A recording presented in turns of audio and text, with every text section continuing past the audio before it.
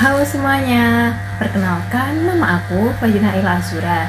Jadi pada kesempatan kali ini kita akan membahas materi tentang perbandingan. Nah, sebelumnya, hmm, apakah kalian tahu apa saja sih macam-macam perbandingan itu? Nah, kita bahas di slide selanjutnya. Jadi, macam-macam perbandingan yang kita bahas pada pertemuan kali ini itu ada perbandingan senilai dan perbandingan berbalik nilai. Nah, untuk memahami lebih lanjut setiap perbandingan tersebut, mari kita bahas lebih lanjut. Yang pertama, ini ada perbandingan senilai. Nah, apa sih perbandingan senilai itu?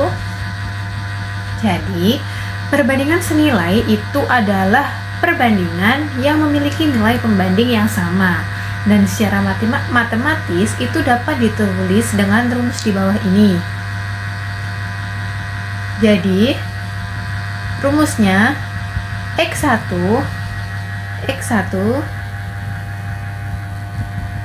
per Y1 sama dengan X2 per Y2. Nah, ini hanya sebagai simbol saja antara pembanding X dan juga Y. Jadi itu sudah beda objek antara X dan Y-nya. Selanjutnya, agar lebih paham lagi, kita masuk ke contoh soal yang pertama. Contoh soal untuk perbandingan senilai. Ya. Jadi di sini ada contoh soal, yaitu jika harga 4 kg beras itu adalah 36.000, berapakah harga 8 kg beras? Nah, kita tahu di sini. Kenapa kita tahu kok bisa di sini itu memakai perbandingan senilai? Karena kan di sini kan sudah tertera 4 kg beras itu harganya adalah 36.000. Nah, berapa 8 kg beras? Otomatis kalau 4 kilonya aja itu 36.000, pasti kalau kilonya itu lebih besar, harganya pasti juga akan lebih mahal. Nah, maka kita tahu kalau soal ini itu menggunakan perbandingan senilai, rumus perbandingan senilai. Nah, rumus yang pertama ini, rumusnya itu ada X1 per Y1 sama dengan X2 per Y2. Nah, bagaimana kita tahu X sama Y-nya? Kita ambil gampang saja. Suatu objek yang kita baca pertama seperti ini kan 4 kg. Nah, 4 kg ini kita jadikan X. Pokoknya beratnya itu kita jadikan X karena dia terbaca di awal. Gampangannya sih gitu. Jadi X1 di sini kita masukkan 4. Kemudian Y1-nya itu adalah harganya, yaitu 36.000. Nah, X2-nya yang sama-sama kilogramnya, karena X1-nya juga kilogram, otomatis X2-nya itu juga kilogram.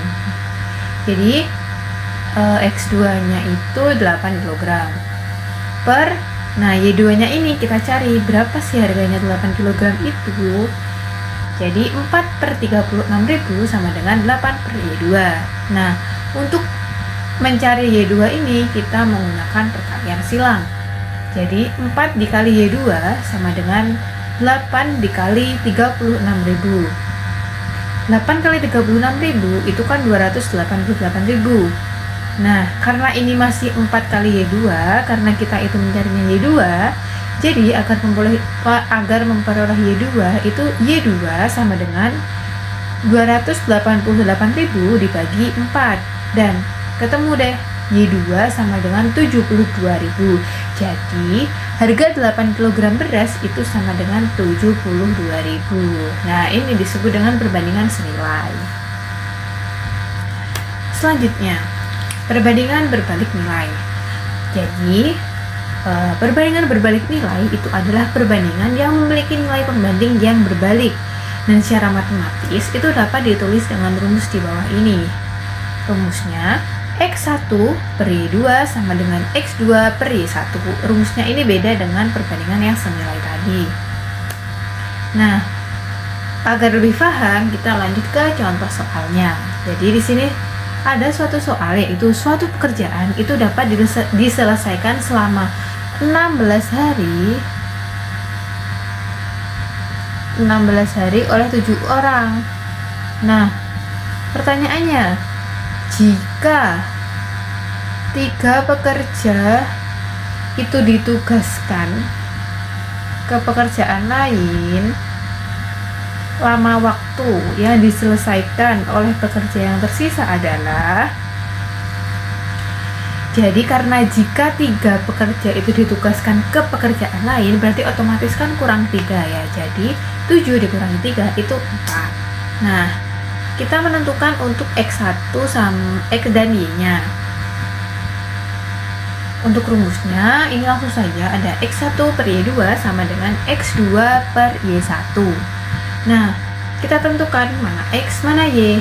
Di sini, karena yang terbaca pertama itu adalah 16 hari, maka kita bisa memisahkan harinya ini masuk ke dalam X. Jadi X1 nya itu 16, kemudian Y2, ingat Y2 ya, bukan Y1. Y2 berarti Y nya itu kan pekerjanya, orangnya. Nah, karena Y2 itu tadi 7 orang dikurangi 3 pekerja yang ditugaskan ke pekerjaan lain, berarti Y2 nya ini 4. Ini tersirat ya teman-teman, jadi kita harus paham, benar-benar memahami soalnya itu kayak gimana gitu. Terus X2 nya ini yang kita cari, yaitu berapa hari sih kalau 4 pekerja gitu. Terus untuk Y1 nya itu adalah 7 orang. Nah, sama caranya seperti yang perbandingan senilai tadi, yaitu kita kalikan silang 4 kali X2 sama dengan 16 kali 7. 4x2 sama dengan 16 kali 7 itu adalah 112. Nah, karena ini masih 4 kali x2, kita mencari x2 nya, jadi 112 dibagi 4, hasilnya x2 sama dengan 28 hari.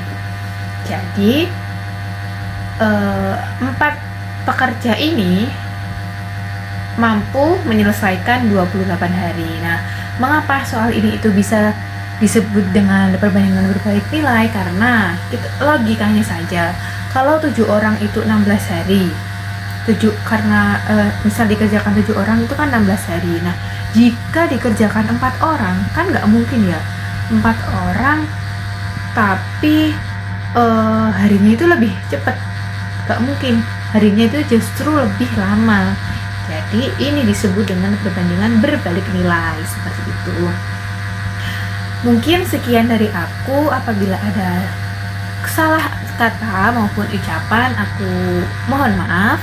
Terima kasih semua yang sudah menonton. Bye bye. Wassalamualaikum warahmatullahi wabarakatuh.